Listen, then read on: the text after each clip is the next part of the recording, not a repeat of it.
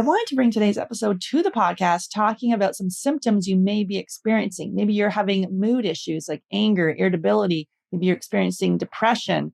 Maybe you have skin issues like acne or experiencing digestive issues, feeling nauseous after a meal, or maybe you're just tired. Today, we are talking all about the liver and really why some of these symptoms you may be experiencing could be related to a sluggish liver. Excited for you to listen to today's episode, as this can be a key when you're trying to conceive. And how do you then optimize the liver so you can optimize your preconception health? Let's go.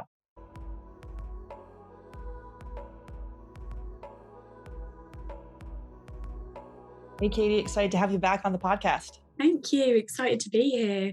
Great. Okay. So today we're digging into a fun topic, which is the liver. For years, my liver, I had no idea, but like anger and irritability and all that can be related to congested liver. Who knew? So we're going to give some strategies here about really why it's so important to optimize your liver while you're trying to conceive. And we're going to give you some diet and lifestyle strategies and also some key markers to be able to look at as you try to figure this out. And actually, many of these things are missed by conventional medicine, right? And a lot of the times you're pushed towards an IVF or an IUI, and no one's even dug deeper as to why some of these markers are off. So let's talk about first of all, so why is it important to have optimal liver markers when you're trying to conceive? Yeah, it's the liver. I think this is one of those things, isn't it, Sarah, where the liver is something. It's everyone knows it's an organ in the body. You know, everyone's done their school science biology module, but I don't think many people really realise the extent of how important the liver is, and it's and also how it is intrinsically linked to our reproductive health. And really the reasons for that, I mean, the liver has got a number of different functions. I guess the two that are the most significant in terms of fertility are around its role in detoxification. So it is the main detox organ in the body, and detox means different things to different people. Lots of people get the association of like juice fasts and all these kind of fads from the 90s and this sort of thing, and all kind of alcohol detox. So people who are alcoholics who need to withdraw, then that process is something that I saw a lot in the nursing world of people having a detoxing from alcohol. But actually detoxification is something that our bodies are doing all the time, because it's the key protective mechanism to stop our body becoming overrun with toxins. And in the modern world, pretty much anything can be a toxin or influence our toxic load. So the liver is such an important organ for that. And the other thing, because I said there were two things specifically around fertility, is in its role in estrogen metabolism. So we can talk about that in a bit more detail. Yeah, and so let's talk about anything else you want to say there on the metabolism, circulation, anything else there? Yeah, so it's also a primary organ for the production of bile, and bile. We don't think of bile as a very nice substance, but actually it's a really important substance, and it's of critical importance in our ability to actually use fats and metabolize fats in the body. So oftentimes it's linked with things like our cholesterol as well. I know, in the Fab Fertile program, lots of people have got imbalances in their cholesterol levels, so we're always wondering then what is going on with their liver, and as such, then our ability to actually absorb the fat soluble nutrients, so vitamins A, D, E, and K, all of which, particularly vitamin D, such an important nutrient for fertility. So you can see that just by thinking about this one organ, we've got all of these different processes that are happening. It's also linked with our ability to digest proteins as well. So it's got a lot of different roles.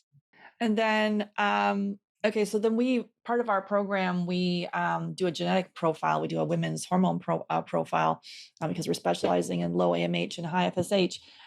Genetic profile. So, what are some of the SNPs that we see that could be someone that may have a predisposition to not being able to detoxify, or maybe they're going to be prone to a sluggish liver, and we can see this in their genetic profile. Yeah, good question. So when we're thinking about the liver as a detox or a detoxification organ, we're thinking about there's different phases to that, right? And the first part of the process is what we call phase one detoxification.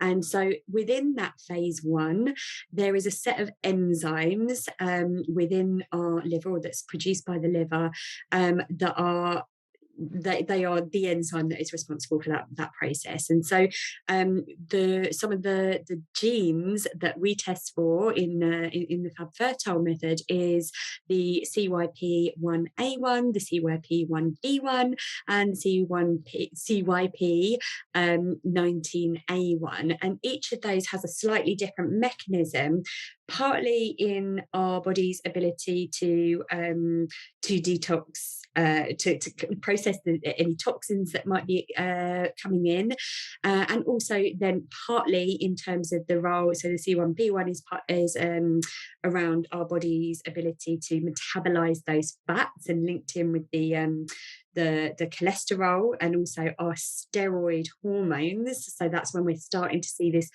hormone picture come in. And then the other one that we look at, the 19A1, is thinking about our ability to it's called aromatization. So it's the way that our body switches testosterone into a type of estrogen. And so when we see genetic variants, genetic SNPs as we call them, across those different genes, it means that enzyme activity can be up or down regulated. And so it just gives us some hints and some signs then into what might be going on for the liver function of that person. And we can then map that up with what their blood results, what their symptoms, and what their general clinical picture is doing. Yeah, and so one of the SNPs, if you have them both from both parents, then it could be homozygous, and if it's heterozygous, it's from one parent. Is that correct? Mhm. Yeah, absolutely. Yeah. And that can just tell us the extent to which that enzyme activity might be up or down regulated within that process. So it's a really nice way to, we always talk about personalized care and individualized approach. And this is like, you can't get more individual than your genes, right? So it's a really nice way to start to figure things out. Absolutely. So let's talk about some of the symptoms of poor liver function. What are we seeing there? Yeah. So you already mentioned at the start that the anger and the irritability piece. Like, I mean, there's lots of reasons why we might get angry and irritable, but the liver is a critical organ there. And then mood in general as well. So low mood as well, and also if we're thinking about this concept of toxic load in the body, then there are so many symptoms that could be connected to that, because we're generally just going to be feeling pretty ropey. So we might be feeling really tired and groggy. There might be like aches and pains, there might be headaches, there might be sleep issues. Sometimes with regards to the fat digestion side of the liver role and the bile production side, there might be issues with digestion. So because if you're not digesting your fats properly, you might end up feeling nauseous, or you might have signs in your stools that you're not digesting very well. So there might be signs of like fatty stools. So if your stools are a bit pale, or if they're floating, that could be signs that there's an issue with the bile acid production. But also constipation. When we're thinking about that detox pathway, the final part of the equation is elimination. And so, if we're getting stuffed up, then that is going to have an impact on our ability to actually to poop correctly. So constipation can be a factor as well. And then skin as well. So the skin is often a reflection of what's going on in the inside. And so that could be things around like the skin on our face, but it can also be classically with the liver itching. And so if you've got unexplained itching going on, then you really probably you want to just rule out any issues with your liver. And then as well, things like liver spots and any kind of yellowy tinge to the skin, to the whites of the eyes, can be an indication that those bilirubin levels, which is a waste product, are creeping up. So anything like that, you always want to get checked out by your physician. Yeah, and that the bags under the eyes too could be like swelling under the eyes. And also, it's interesting. So the poor digestion, so nausea after meals, which could Mm. be an indicator. And then that whole tiredness, fatigue without even having done a thing. You're like, I am just like pooped. Obviously, these could be other issues, but these are some symptoms that the liver is out of balance. Yeah, and Yeah, I that think we spoke last general time about about iron, didn't we, Sarah? And that can be a classic yeah, one in when you're fatigue. So dragging, yeah. yeah. Yeah, and those headaches and body aches, we think as we progress in age that we're supposed to be crawling out of bed and because we're in so much pain. Not the case. Not the case at all. Yeah, So absolutely. And another sign of compromised liver function can be, as I alluded to earlier, the elevated blood cholesterol. So, if you do have high cholesterol, one of the things that we do want to always check off and double and look at is the liver markers in the blood, and we will talk about some of those in a moment. But for some people, if they've got high cholesterol and they've got liver markers that are out of balance, it could be worth getting checked out to getting an ultrasound scan to actually check to see if there's anything like gallstones going on, or any blockages to the bile duct, because we always want to rule out anything mechanical, because otherwise, if we put some supplements or lifestyle support in to actually help with bile production, for example, and there's a blockage, then that could be quite problematic. So it's always worth getting your full investigations done to rule out underlying causes. and then for the hormone piece and the liver and the estrogen removal, which is so crucial when you're on anyone that's trying to conceive. So can we just talk about how we would detox estrogen?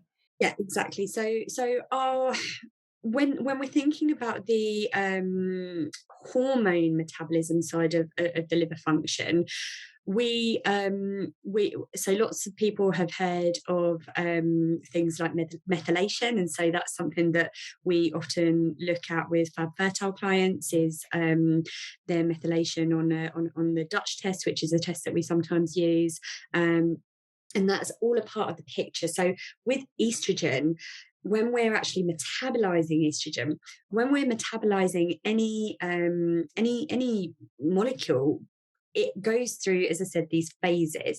And in phase one, it's a bit of an unstable place to be, because it's broken it down into a component that is actually potentially quite dangerous insofar as it could create oxidation, it could create inflammation in the body. And so the phase one is a really important part of the equation, but then in phase two, so phase one is breaking down. Phase two is what we call conjugation, and that's when it attaches itself to something else that can help carry it out of the body safely. So the phase two is just as important, and the methylation is one of the methods of phase two detoxification. And then the final part of the equation is the elimination part. So we need to make sure that all three of those phases are actually working optimally, because otherwise what can happen with estrogen in particular is that these estrogen metabolites, that we call them, some of them can be really quite pro-inflammatory. Some of them can even be associated with certain type of cancers.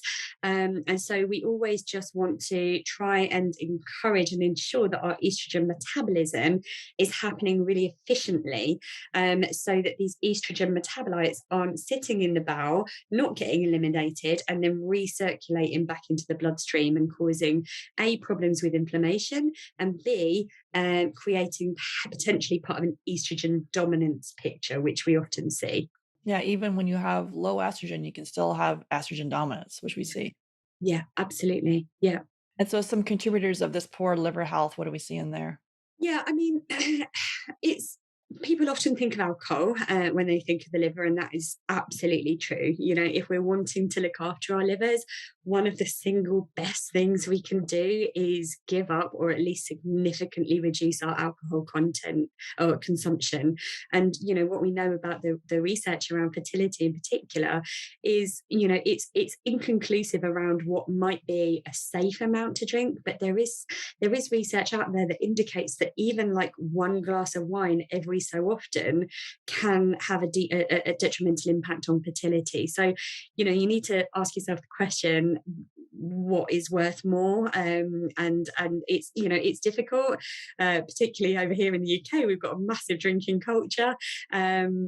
But you know, it's an important one. It's possibly the most important, because alcohol puts a lot of strain on the liver, and when our liver is working hard to actually detoxify that alcohol, it means, you know, it might be struggling to then do the job properly of metabolizing that estrogen, for example, or producing the bile in the way that it wants to. So we just want to make sure that we're not putting too much pressure on the liver where we don't need to. But the same is true for anything that could be considered toxic in the body. So not just alcohol, but processed foods, and what we might associate with fatty foods. Fats are a complex one to navigate, but fatty foods in the sense of, you know, ultra processed, refined oils, those are problematic for the liver for sure. And then it's thinking about any toxins that we might be exposed to in the home. So through the products that we're using on our skin or in our houses to clean, it's thinking about the air that we breathe. So you and I have got nice plants behind us, both of us, and that's a really nice way to just help clean up the air in your home. You know, in again, in the modern world, the majority of humans live in cities, and air pollution is at an all-time high. So these are all things that we need to consider, of they're all potentially putting strain on our liver. So that is, those are all contributors to poor liver health, and those are things that we're perhaps putting into our body that are problematic. There are also some medications that can put additional strain on the liver as well, but equally, in terms of what we're not putting enough into. So, you know, we're in terms of dietary things that we could be doing, our bodies and our livers need to have enough, particularly dietary antioxidants, in the equation in order to actually do its job and function properly. So, you know, there's lots and lots of stuff that we can be doing with the diet, which I'm sure we'll go into a bit more detail on, around actually supporting that liver function as well. So lots of people don't eat enough of the right foods, and that can then contribute to poor liver function. And we see this a lot too with antibiotics. Many people taking, you know, loads of heaps of antibiotics. That was me for years for all these different infections. I had bladder infections and sinus infections. I'm like, just give me the antibiotics so I can get back to it. And so that can have an impact on the liver, and those anti-inflammatory drugs. So things to consider there. But many of us have just taken these pills because we wanted to get back at it. But you know, what is the downstream effect on the body? Yeah, absolutely. And also I think important to note as well, Sarah, on that note is non steroid or anti-inflammatory drugs. So Tylenol, I believe is one of the most popular over-the-counter medications in the States, but also paracetamol, which I think is the more popular one here in the UK. That does put a lot of strain on the liver, and we know that a paracetamol overdose can be lethal, right? And it's because of the liver. It completely just creates so much toxic traffic for the liver to deal with. So it's just about thinking, before you pop the pill, just think like, why what am I using this for, and perhaps maybe think about what the underlying causes are behind what's going on, whether you've got recurrent headaches or having recurrent infections or whatever it might be. And trying to maybe just think a bit more laterally, rather than, as you say, like, I need to just get on with my life, like I need to take this pill, because that could be causing you problems. So that's like Tylenol, Advil, Midol, like any of those sort of ones where we're trying to pain, typically headaches, period pains. I took all those things for years where it's like every time I had a headache, I'd be like, okay, give me a Tylenol. Now, excuse me, now I have peppermint that I rub on my temples. And actually I've been able to identify why I was getting all those headaches and, with food sensitivities and more. And now I don't get them anymore. But for years it was all that stuff. And I would just, and even sinus infections to help with that, it would be pounding Advil and Tylenol for the pain. Yeah, yeah, absolutely, absolutely. Mhm. And it's cultural, right? It's just kind of grown to be a part of what we do. And I think even if we think culturally about the work ethic and the kind of expectations that are put on us, we freak out if we're not able to function. And I think there's something to be said there, actually, of the pressures of the modern world, and the pressures that we put on ourselves, of like, oh my gosh, I've got all this stuff going on. Can I just like take a few hours to hibernate? No. So I better just pop all these pills and hope for the best. Yeah, I think we've all been there, but now it's like, listen to your body. The body wants to slow down. Maybe the body needs a nap, a rest, whatever it is, or to pull, to pull back, say no, really, but work on those boundaries, which is something that it's not some perfect thing, right? But we all, I think the first step is to recognize that you're in a kind of a hamster wheel, and it's okay to slow down. It's okay. And now, especially in the time we're living in now, if you even have a sniffly nose, it's like, stay home, which can be good for us. Yeah. So let's talk about so as part of our Fab Fertile method, we have a blood chemistry review, and this is for both partners. And it's not to diagnose, but it's to educate as we look at markers on the whole blood chemistry. And we've talked here about lipids, so definitely go back and listen to that podcast episode. We've talked about iron, listen to that episode. And all of this tells a story. And so there's functional reference ranges, which are for people with optimal health. And there's the conventional reference ranges where you may be told, someone scans, like a doctor scans down your blood work, oh, everything's normal. And you're like, but it can't be because I'm not pregnant and it's not working. So this will actually help you to identify those healing opportunities and see, what's been missed. So let's kind of look at highlight some of this liver blood chemistry panel and see what are some markers for us to consider. Yeah, yeah. So when we're thinking about the liver, there's a number of markers that we might be considering, and some of them are direct liver markers, and then some of them are kind of by association. Some of them are things that are produced in the liver. Some of them are enzymes that help with liver function. But there's a group of markers that we might look at when we're considering a liver panel, and those would be your total protein, which is essentially a combination of two of the main proteins, which is albumin and globulin. And so when we're thinking about those and the functional ranges, the proteins overall we'd like to see sitting between 6.9 and 7.4 grams per deciliter. Those we're thinking, as I say, about the optimal ranges there. And if we kind of break that down into two of the specific proteins, so the albumin, which is it's albumin is a really important protein in terms of our overall liver function. So it helps with like that nutrient absorption and the transporting hormones, and the antioxidants, which is an important part of that detoxification process. So the albumin we like to be sitting at, depending on where you're from, 4 to 5 grams per deciliter, or 40 to 50 grams per litre. And then our globulin, which again is helping our body against to fight that inflammation and sometimes infection as well. And that ideally we want to be sitting between 2.4 and 2.8 grams per deciliter. And then moving on to some of the actual liver enzymes. So those are the proteins, and then some of the enzymes. Now, some of these are produced in just in the liver. Some of them are produced in the liver and also other parts of the body as well. So some of them, if they are kind of elevated or low, it could be a sign that the liver is out of whack, but it could also be to do with like the heart, for example, or your bones. So when we're thinking about those, we're looking at bilirubin. So bilirubin is actually a waste product. So bilirubin is the thing that has that yellow pigmentation.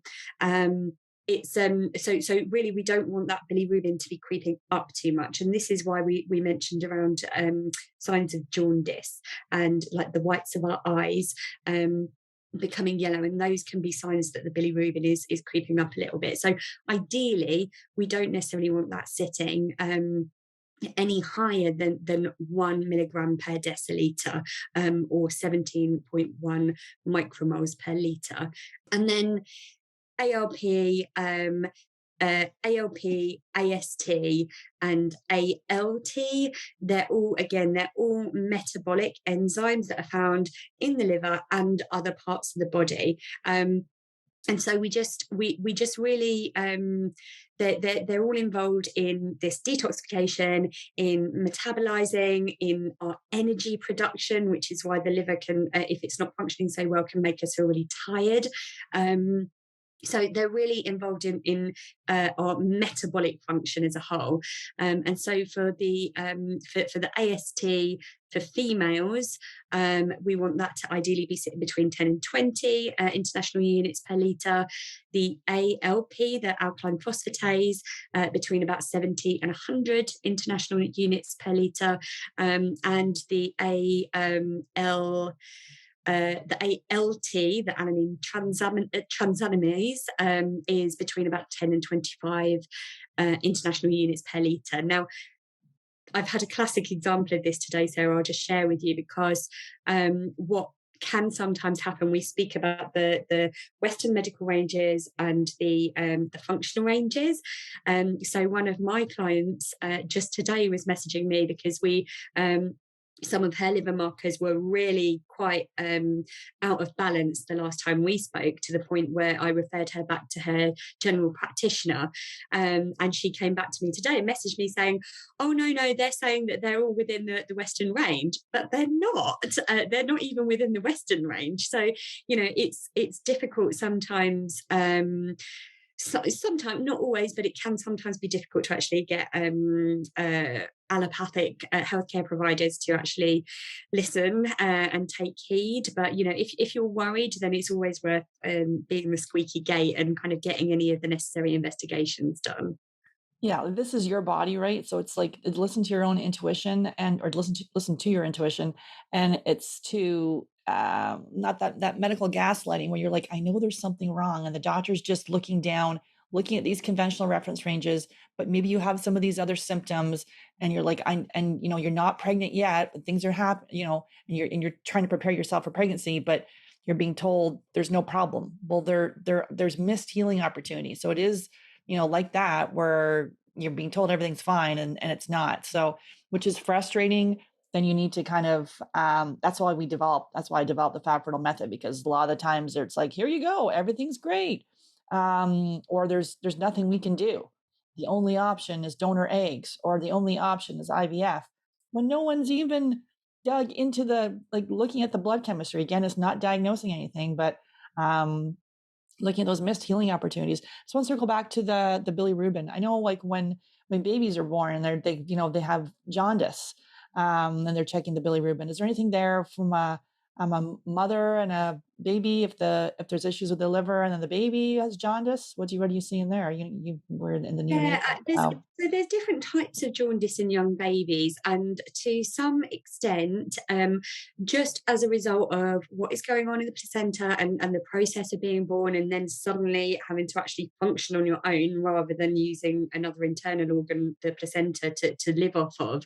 Um, that transition in itself can mean that the bilirubin is elevated in young babies. So there are different types of jaundice in young babies, and we always have to keep a really close eye on them.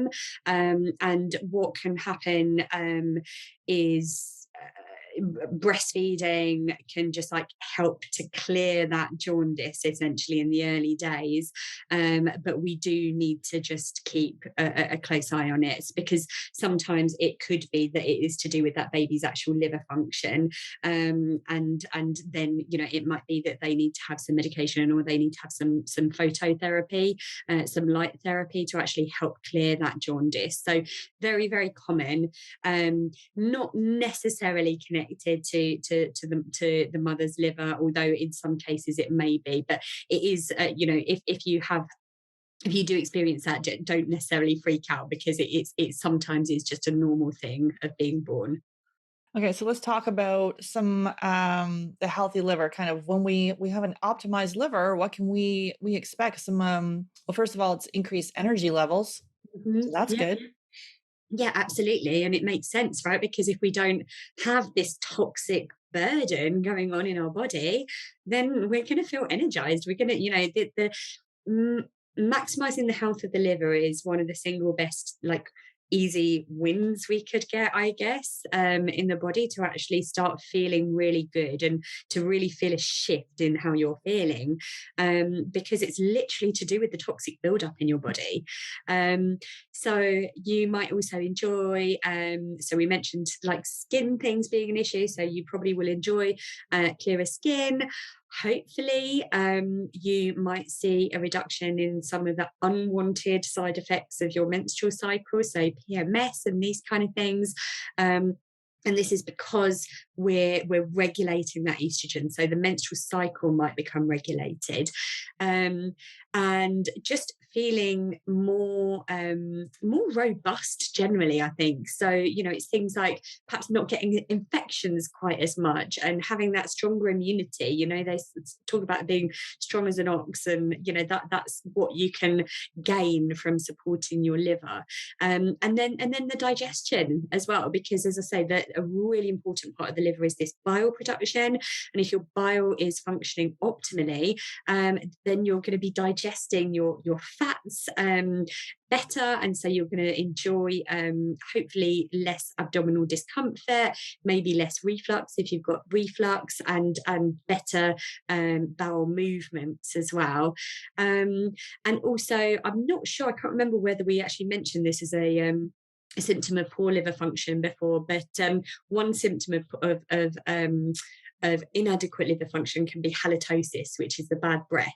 And again, it's all to do with that toxic buildup. So you might then go from perhaps having bad breath to not having bad breath anymore, and having better oral health, and just generally feeling more positive, and perhaps less like bunged up as well if you've got like sinus issues, and those kind of things. So it's, as I say, the liver is responsible for so many important processes that you can really enjoy all over body improvements by supporting your liver health. And you think about it, it's like in the conventional medicine, we'll go to see the dermatologist for our skin. We'll see the OBGYN for our menstrual pain, Yeah. sinus pain, maybe we go the ear, nose, and throat. Infections, maybe we're taking more, maybe we're doing flu shots, maybe we're taking more, over-the-counter cold medication. Digestive, we're going to a gastroenterologist. It's interesting where you like look at all these different things that it can improve. And meanwhile, maybe it's the liver. So it's the liver and a bunch of other things that we're looking at. but that allopathic model of like, let's treat this little individual symptom with all these different pills and diagnose it, but we didn't look at the whole body. Yeah, exactly. It's I think the thing that I saw in when I was working in hospitals that frustrated me the most was this operating in silos, and exactly that, so I worked on a gynecology ward, but then if there was something going on in that person's blood work, quick, call the hematologist. If there was something cancer related, call the oncologist. And there was it's just like, hang on a minute, this is a person with a body. And I get that people have specialisms, I get that, but I think that there's been such a move away from a whole body approach. And the more I've learned in my functional medicine training and all of the years of study I've done since then, is all of these systems are intricately connected, and it's totally a domino effect, and one really does impact the other. So you're right, you could go run into all these different people with all these different problems, but if you support your fundamentals, of which the liver is a critical piece, then you're going to enjoy all over improvements. Yeah, and it's empowering. You don't need to wait for anybody, which I like. So, okay, so let's talk about some strategies, some diet and lifestyle strategies here to help support the liver. Let's talk about first of all, going to the diet. What are we seeing there? Yeah, I mean, hands down, the best way that we can support our liver is by eating the rainbow. So if we've got, if we're literally having a checklist of throughout the day and throughout the week, making sure that you're eating red foods, orange foods, green foods in abundance, like the blues and the purples, really just making sure that they're all covered, and the whites as well, not beige, but whites, like your garlics and these kind of things. Then each of those phytonutrients that are contained in the pigmentation of all of those colors, they all have a different role in supporting the liver. And so, really, all of the research that we're seeing now around supporting the liver is saying the same. It's not as much about what you're eating, it's about the diversity. And if you can get that diversity of plant foods in your diet, then that is one of the best things that you can do to support the liver. Bitter foods, as well. So anything that has that bitter taste, which I think, again, in the modern world, we've kind of adapted to being like, oh, gross, I hate that taste. But actually, when you learn that bitter tasting foods are so good for your body, you start to enjoy them because you see it as medicine.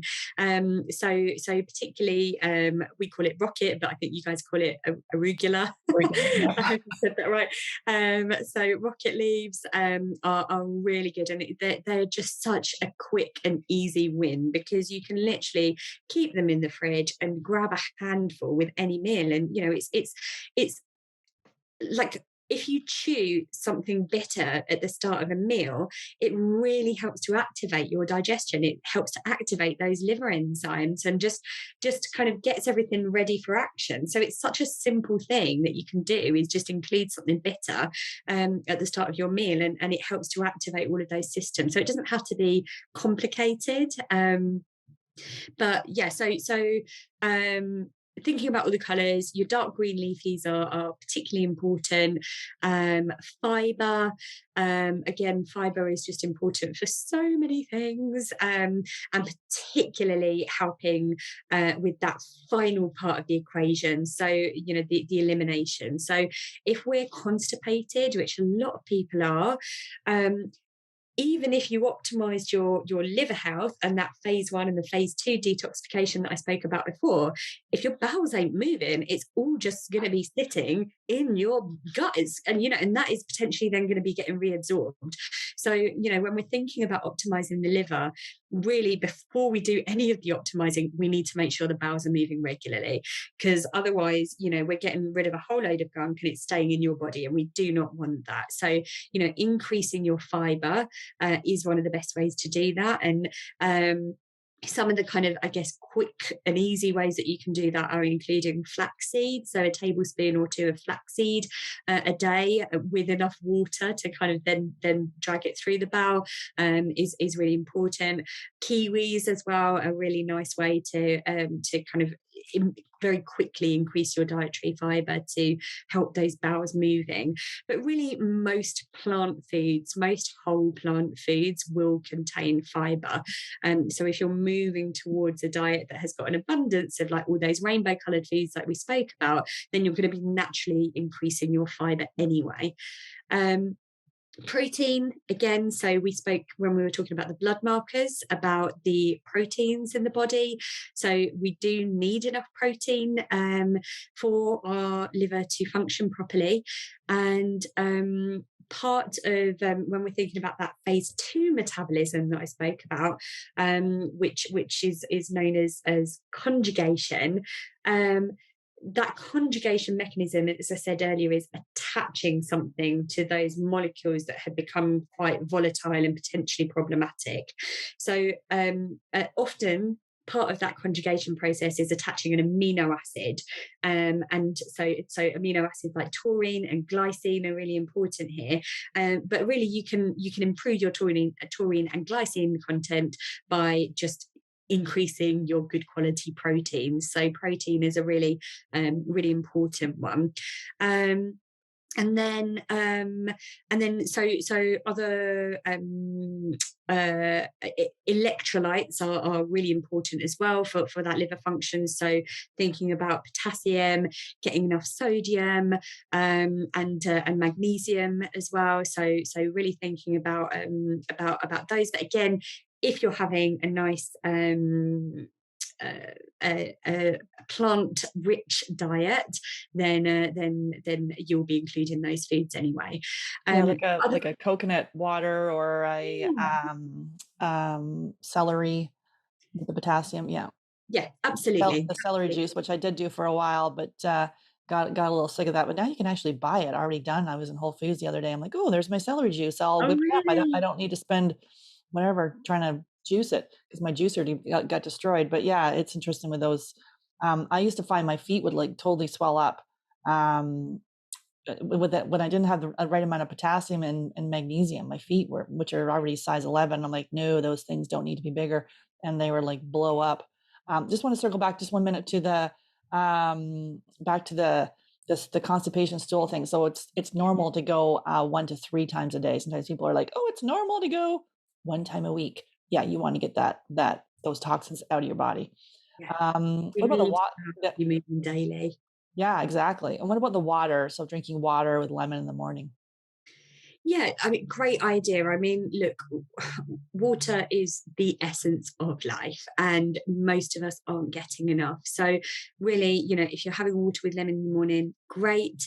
That's a nice way to, or sometimes even adding in some electrolyte drops or powder to your water can be helpful because it helps. Sometimes when we drink, especially, lots of us.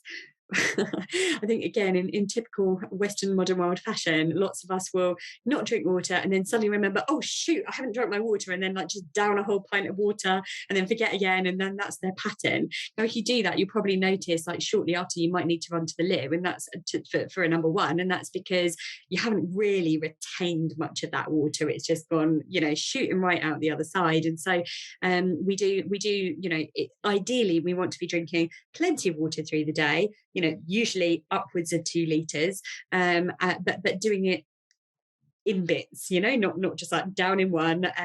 But the electrolytes can help to actually keep the water in our bodies rather than just flushing straight out the other side.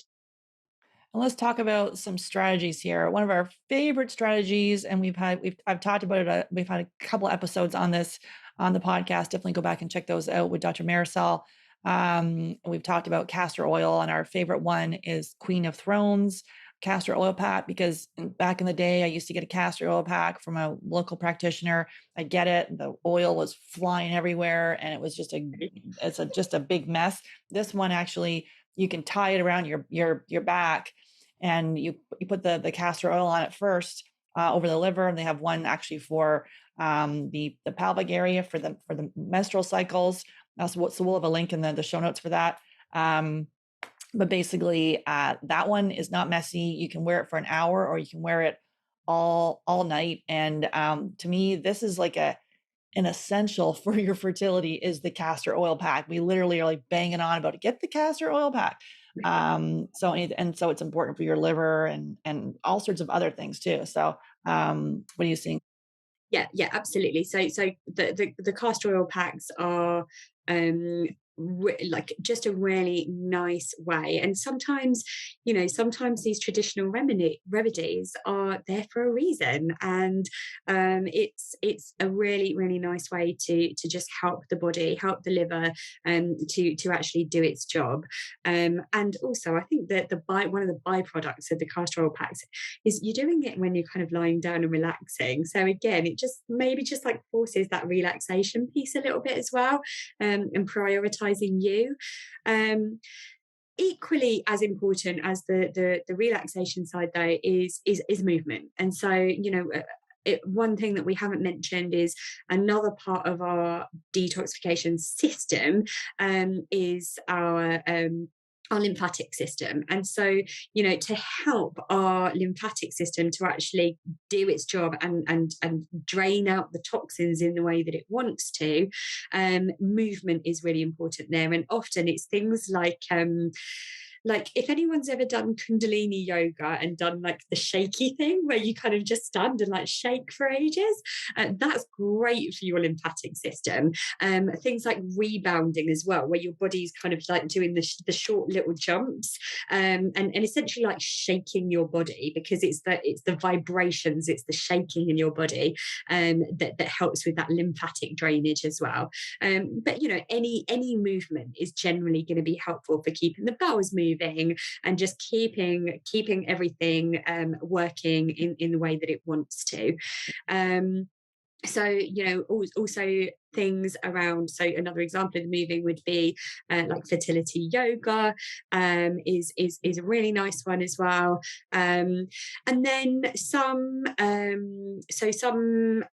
supplements as well can be really helpful for liver health too. And so anything that might support the gut generally is going to be helpful. So things like probiotics, prebiotics, omega-3 fatty acids as well, because that's going to help to, when we're thinking about in the context of fat digestion, the omega-3 is really the type of fat that our body wants most of, rather than those inflammatory fats that I spoke about right at the start of the show. And then vitamin C is a really nice one as well, and CoQ10 or ubiquinol. NAC as well is a really nice one, and I actually first learned about NAC way back before I studied nutrition in my nursing days, because it was the antidote to paracetamol overdose. So and it's as I said before, if you overdose on paracetamol, it's liver failure that you'll die of, and so NAC reverses that process. So NAC is really a beautiful protector for the liver. And NAC is also the precursor, or one of the precursors, to glutathione. And glutathione is your body's, I guess, master antioxidant. And so, again, we're thinking about detoxification. So the ox is the oxidation. And so when we're thinking about antioxidants, it's helpful for that detox process. So the glutathione is quite a nice one, either through a supplement in its own right, but there's a glutathione isn't always absorbed that well on its own by the body. You have to have it in really specific forms, but just helping it along. So doing the precursors like the NAC is often helpful, and like doing the B vitamins also. That so much of fertility comes back down to the B vitamins. We're thinking about hormone production, we're thinking about methylation, we're thinking about detoxification. So it's really really important is those B vitamins as well. And then some herbs as well can be really supportive. of some of those different phases of detoxification. So things such as milk thistle is a nice one, and dandelion root is a nice one. Rosemary is a good one to support both phase one and two. Turmeric is also good for the phase one. So I'm not by any stretch of the imagination suggesting that you go out and pump yourself full of all of these. By the way, we're just talking about things that can be helpful, but it's always a good idea for it to be personalised, because sometimes we see people who are taking this whole host of things, and half of them might be contraindicated, half of them might be interacting with drugs that you're on, and it's a dangerous game to kind of self supplement with therapeutic grade products. So it's always advisable to do it under the guidance of a practitioner. Yeah, self-prescribing can just waste money and time. Just back to the fertility yoga, we'll have a link in the show notes to that. We have a 6-week fertility yoga program that has poses to do before the cycle, at the beginning of the cycle, at the second half of the cycle, and then poses throughout the cycle to really help with rest, relaxation, and these are typically more hatha and restorative poses, so they may even feel very slow, and that's the point. And then also, yeah, the probiotic, the omega, the CoQ10, that's part of our Fab Fertile foundational supplements that we recommend for all people on the fertility journey. And some typically when we do the elimination diet and start doing some of the dietary changes, people may not feel that great during the beginning, which may mean you have a sluggish liver. And yeah, drinking a milk thistle or dandelion tea, which I really like both of those, can be really helpful to help move those toxins out. And then again, back to the castor oil, which is something that so these are sort of some standard recommendations. And as we were talking about the other ones, it's to see if those are right for you by taking more of a personalized approach. But any final thoughts today, Katie, on our talk about the liver? Yeah, I guess it was just to say again on the kind of self-prescribing note, just like a little word of warning around, before thinking, oh my gosh, I need to put all of these supplements in to like help support my liver and my bile function, etc. Sometimes there could be reasons why they're actually really not a good idea. And one might be, for example, as I said, the liver is the producer of bile. That's one of the critical things that it does. And if sometimes when there's issues like with the liver markers and the cholesterol being out of range, I think I alluded to this at the start, you do want to always rule out any underlying causes like a blockage, because if there's a physical blockage there, like gallstones, for example, or a blocked bile duct, then if you start to like supplement all of these things to increase your bile production and it's blocked, then that's going to cause you issues. So you do always just need to kind of make sure that it's done under with careful support of a practitioner. Absolutely. Great. Well, thanks again for our talk. And yeah, I think this is just it's a crucial part that many people miss, and you may have some of these signs. So if this sounds like something for you to dig into, definitely give us a call and we can talk about how our Fab Fertile method can help you. So thanks again, Katie. Thanks for having me.